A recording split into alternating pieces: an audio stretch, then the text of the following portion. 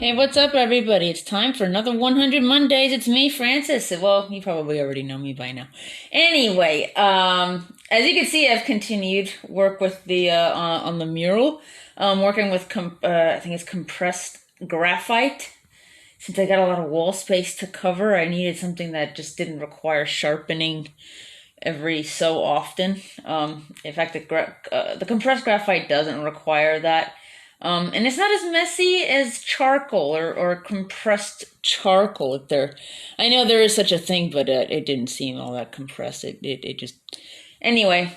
Um, the work continues. Like I said, I say it every week. I can't wait to add paint to this. It's gonna be totally magical, and I'll see you guys next time.